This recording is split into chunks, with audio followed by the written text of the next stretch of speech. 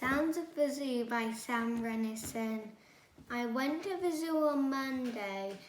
It was a fun day. I heard a lion roar and I saw a tiger's claw. I went to the zoo on Tuesday. It was a wet day. Splash, I fell in a puddle. I heard a panda moo and a chicken on a shoe. What a peculiar zoo. I went to the zoo, a parrot went squawk, a chicken went cluck, and the duck went quack. If you like noise, this zoo is the place for you.